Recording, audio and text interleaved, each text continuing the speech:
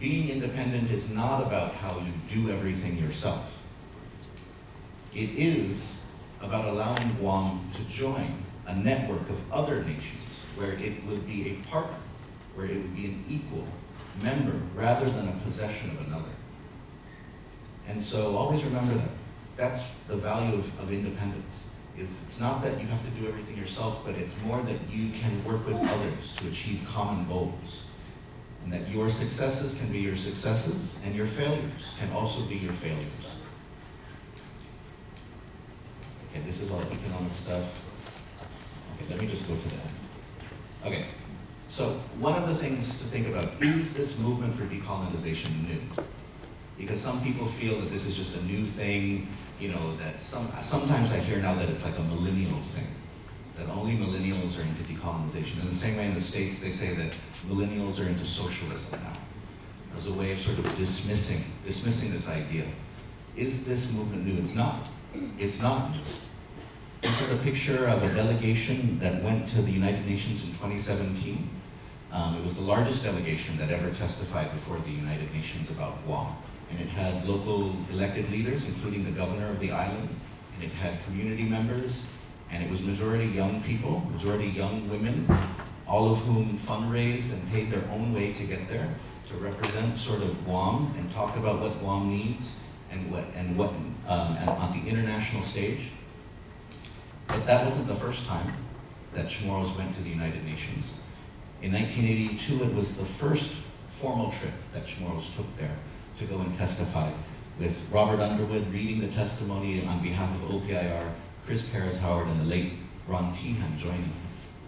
But if we look into our history, we find plenty of examples of people speaking out, of people resisting, of people challenging the status quo.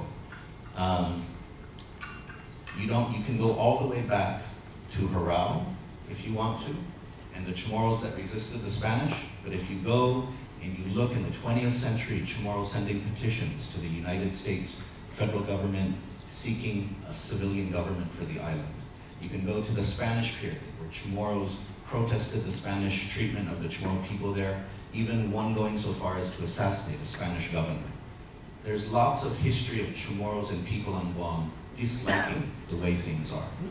And it has often come out then with a desire to change the system. And decolonization is simply one way that that comes out. We have been told, so there was a post-colonial theorist who said that colonization teaches you that the problem is always your fault. That the colonizer sets up an infrastructure, an intellectual infrastructure, in which you see yourself as the problem. It's similar to what E.B. Du Bois said, that the minority in the United States is the social problem, that it is always the lesser person's problem, that you have to change, that the system around you must not change. But through all of these conversations, over centuries, over decades, what we learn more and more is that the system is also a big problem, is that the system that we have been given, that we don't have control over, is a huge problem. And that if we want to improve things, if we want to actually make real changes, there needs to be a political status change. And so, Sidus Masi, Paritangkon Midzu, thank you for listening to me, and I'm happy to take any of your questions, I think, after we all present.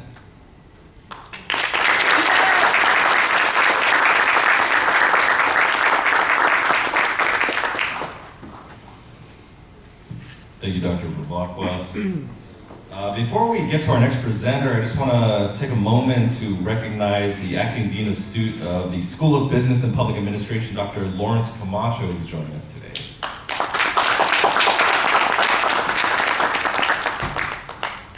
Our next presenter will be representing the Statehood Task Force, Mr. Eloy Hera. Mr. Hera, a Navy retiree and recently retired from the government of Guam after serving as the administrator of Guam Memorial Hospital. Prior to that, he was the executive director of the Guam Civil Service Commission for 6 years and deputy manager of the administration of the Guam Power Authority. He graduated from East Texas State University with a bachelor's degree in business administration. and an associate's in computer science and accounting. He also has completed 11 of 12 graduate courses towards a master's in management science. Eloy has served as an elected member of the Guam Utility Commission, which has regulatory oversight over the island's water and power system. Please join me in welcoming Mr. Eloy Hera for the Statehood Task Force.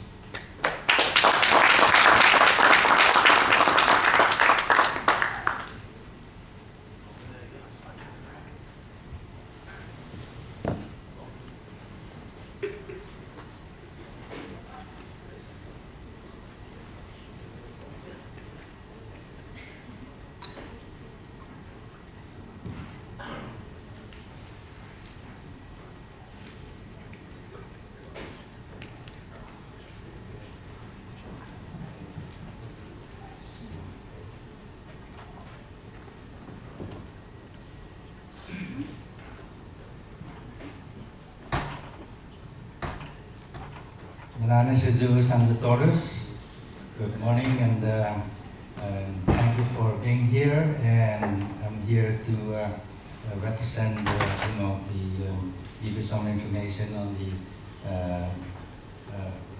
Statehood Task Force.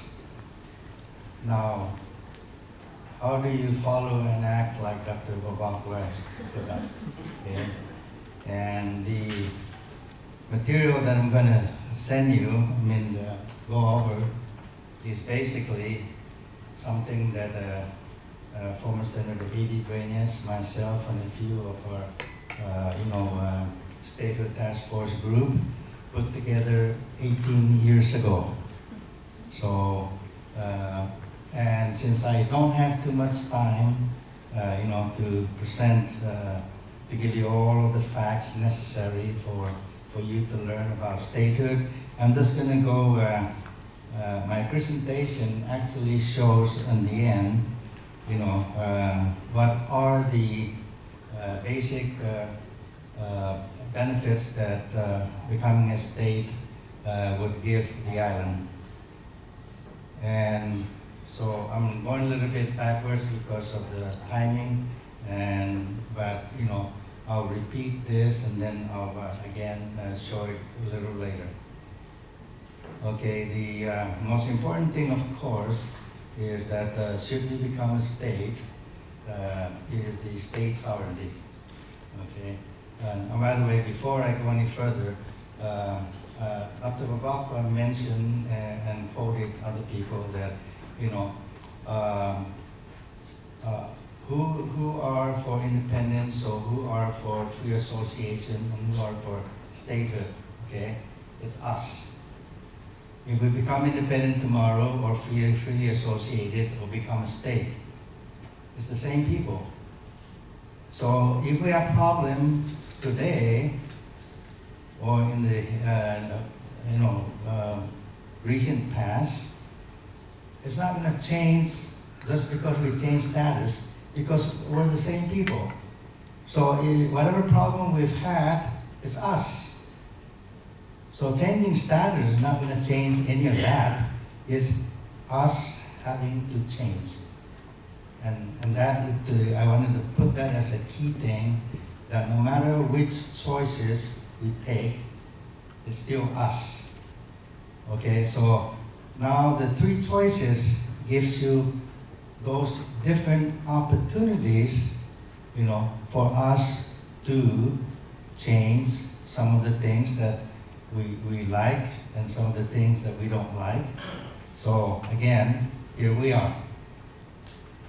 And amongst the, state sovereignty, for example, and I'm going to go for statehood because, see, Guam already, we've been living really as, I've lived in 12 states of the United States, from East Coast, West Coast, border of Canada, and all the way to San Diego, which is the border of Mexico. Okay, and people are people, no matter where they're from.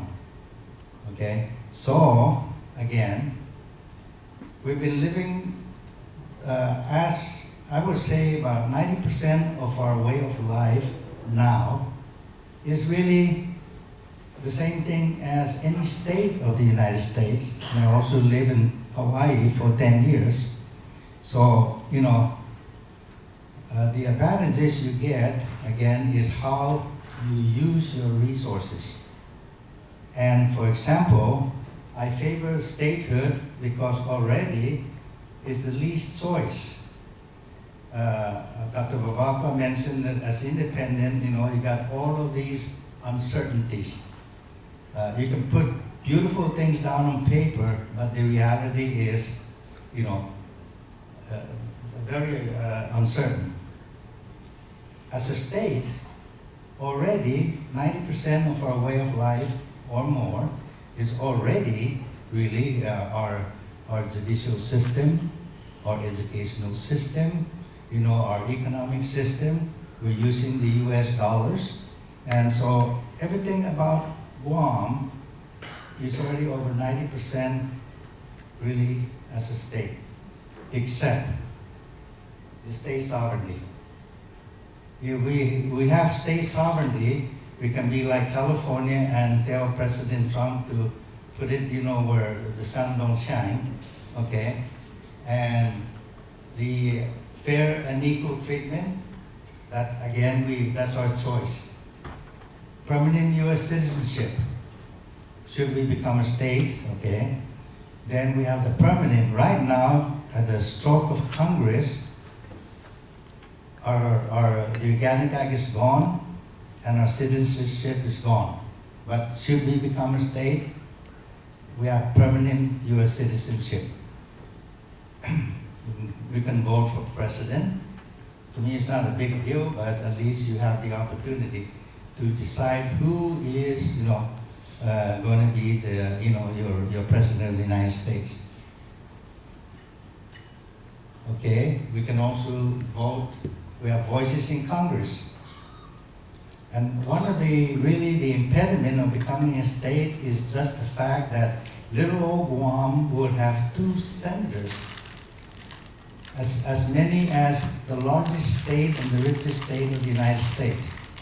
So, that is an impediment. I've heard that when I used to visit, Delegate Wampat, Ben Blas, and I used to visit them in Washington, D.C. I've been there many times, and I talk about these things. And one of the hardest things they actually told me was they cannot accept that little old Guam, where most of the United States people don't even know what Guam is, except that it's associated with World War II. And so you have a vote in Congress. Then the state constitution, it will really apply, to us.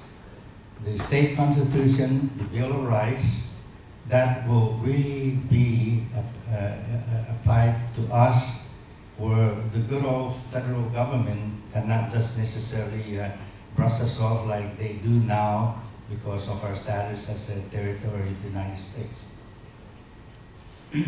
The tax structure, we can choose to have our own state tax or not. There are several states that don't have state tax. I hear that complaint that, then we'll be paying 2 taxes. No, we have a choice. We can pay state tax or not. Increase in federal support. Actually, out of the 50 states of the United States, 31 states receive, for every dollar that they contribute into the federal income tax, they receive more than $1 back, 31 out of 50. And on that formula, Guam will tend to receive about 2.5 times. So every dollar that we put in the United States, and I believe it's about $500 million now, we will get about 2.5 times back to support our government of Guam, which is equivalent to a state government. And then for the first time in history, the legislature can now appropriate as enough money for GMH. I was hospital administrator, and back then in 2000, I was $2 million short in trying to run my operation at GMH. And then to boot, the million that I was supposed to be getting from the legislature never showed up on my, on my doorstep. I don't know whatever happened to it, but that's why I resigned from the hospital as the administrator, and I went retired because I was $2 million short a month. I was 40 nurses short, and I can't even pay my pharmaceutical bills, my power, my water, and all of those things. So, should we become a state, we will have 1.3 billion into the state government, which is Guam, and then for the first time, the legislature would have no need to cut short Department of Education, the hospital, and several of the other Governor Guam entities, because we should have sufficient funding to run our government properly, should the legislature, do their work properly. So again, then the full protection of the Constitution and the Bill of Rights. So those are the benefits that really, is what statehood is all about. And because this is a short time, 25 minutes, I also have this brochure that we've published 18 years ago. And I would like to, I have Dewey here on my table, but if any of you want a copy of this, please feel free. Put up your hands, and Dewey would come by and pass it on to you. Now, let me see. I'm old-fashioned. I'm 82 years old, and this gadget is something that I've never used before. So let me see if I can. Louis, you may come up and help me if I need help on this thing. So, okay. That's right. See, it doesn't even work with the technician. Uh-oh. Yes, ma'am, with the hands up. Oh, no, it's really the guy. Oh, okay.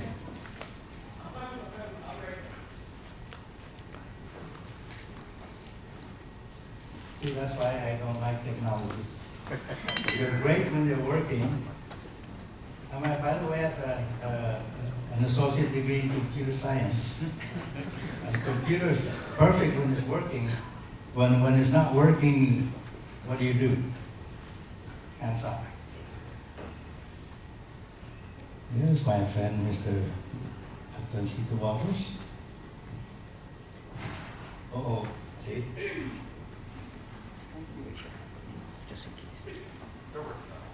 Oh, okay. So maybe I can, actually it's better with the picture because I can just highlight it.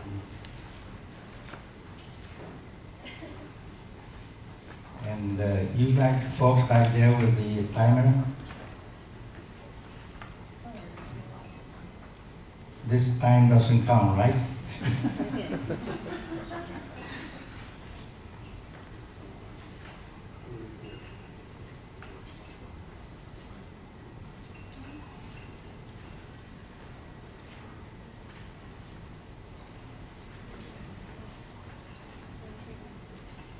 Now at least I get to see who all I'm talking to. Hello, Mr. Bradley. Good to see you again.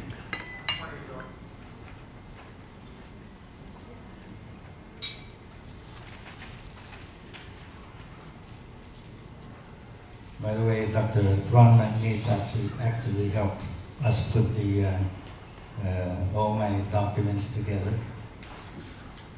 But at the time, former Senator Angel Santos didn't like it that we have a white man on our task force.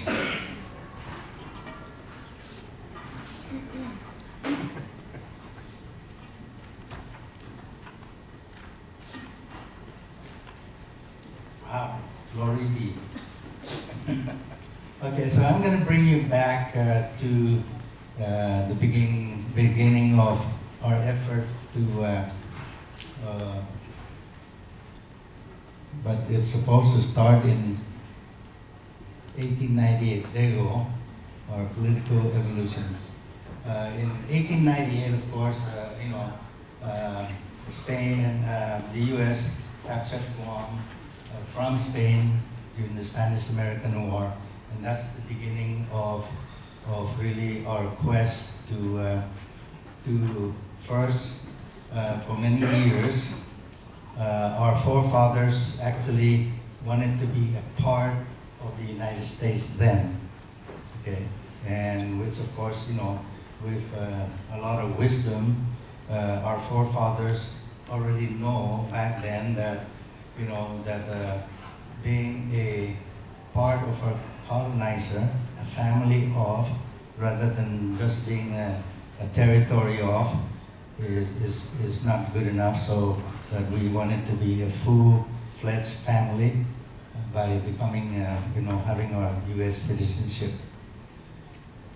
And then we went on to, in 1901, we petitioned request for the U.S. government to consider granting Guam a permanent civil government. Was signed by some 30 Chamorro leaders. And then in 1908, Navy Department informed the naval governor of Guam that the people of Guam would eventually be granted U.S. citizenship once we become more acquainted with the English language and the U.S. Constitution, which is of course monarchy, just another excuse. The Guam Congress was established as an advisory body with its members comprising of Chamorro leaders who were appointed by Naval Governor Roy Smith. In 1931, members were elected by the people, the first general election ever held in Guam. Then in 1936, 1,900 inhabitants of Guam signed the petition urging U.S. Congress to enact citizenship legislation, which was led by Francisco B. Leon Guerrero and Baltasar J. Bordayo, respectively, representing the House of Assembly and the House of Council of Guam Congress, which they traveled to the U.S. to lobby for passage of citizenship legislation. The two Chamorro leaders met with President Roosevelt in the White House, but the citizenship bill died in the committee. And July 21st, 1944, of course, the Guam was occupied by the Japanese, and we all, actually just a few of us here in this room remember that, including my wife and I, and some of the war survivors. I believe my